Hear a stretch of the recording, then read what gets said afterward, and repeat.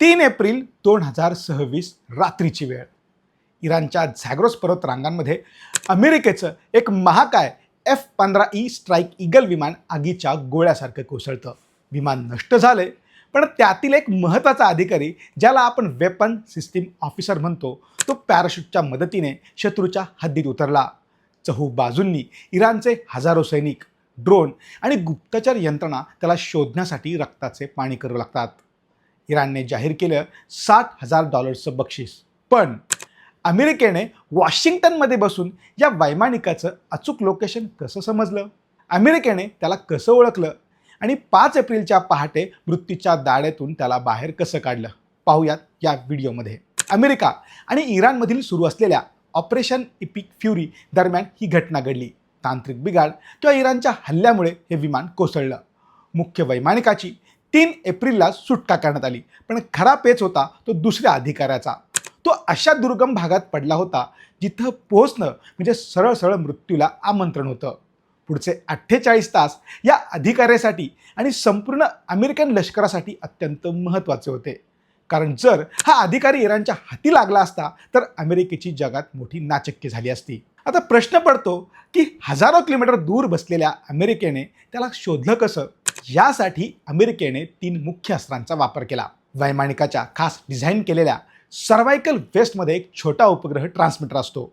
विमान कोसळताच हा सक्रिय झाला आणि त्याने थेट उपग्रहाद्वारे वैमानिकाचे GPS कोऑर्डिनेट्स वॉशिंग्टनच्या कमांड सेंटरला पाठवले. आकाशात घिरट्या घालणाऱ्या MQ-9 रिपर ड्रोन्सनी रात्रीच्या अंधारात मानवी शरीराची उष्णता शोधली. डोंगर रांगामधील कोणत्या गुहेत किंवा झाडाखाली हा अधिकारी लपला आहे हे अमेरिकेला स्क्रीनवर स्वच्छ दिसत होतं. अमेरिकन वैमानिकांना सर्वायकल, इव्हॅजन, रेसिस्टन्स आणि इस्केपचं कडक प्रशिक्षण दिलं जातं. या वैमानिकाने इराणच्या सैन्यापासून वाचण्यासाठी स्वतःच्या हालचाली अत्यंत मर्यादित ठेवल्या आणि फक्त विमाने जवळ असतानाच आपला गुप्त रेडिओ सुरू केला. तसं तर शत्रूच्या हद्दीत रेस्क्यू करणं अत्यंत धोक्याचं असतं, कारण शत्रूही सापळा रचू शकतो. मग अमेरिकेने खात्री कशी पटवली? जेव्हा बचाव पथकाची विमानं त्या भागावर पोहोचली तेव्हा त्यांनी रेडिओवर कोडेड चॅलेंज प्रश्न विचारले. हे सामान्य नव्हते. उदाहरणार्थ, तुमच्या पहिल्या पाळीव प्राण्याचं नाव काय? किंवा तुमच्या शाळेतील शिक्षकाचं नाव काय? या वैमानिकाच्या खाजगी फाईलमधील माहितीच्या आधारे हे प्रश्न विचारले गेले. जेव्हा अचूक उत्तर मिळालं तेव्हाच कमांड सेंटरने ग्रीन सिग्नल दिला. He is our guy, bring him home. 5 April 2026ची ती पहाट. अमेरिकेने एक भयानक डिसेप्शन प्लॅन आखला. इराणचं लक्ष भरकटवण्यासाठी अमेरिकेने दुसऱ्या बाजूला जोरदार हवाई हल्ला चढवला.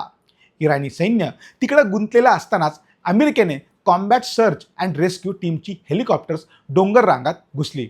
ही हेलिकॉप्टर्स इतकी खाली उडत होती की शत्रूच्या रडारवर ती दिसत नव्हती.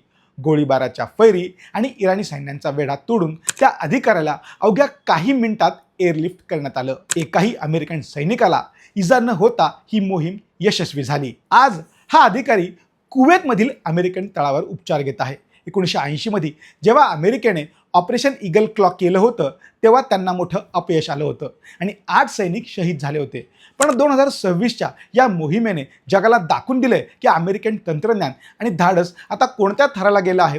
राष्ट्राध्यक्ष ट्रम्प यांनी या यशानंतर इराणला कडक इशाराही दिला आहे.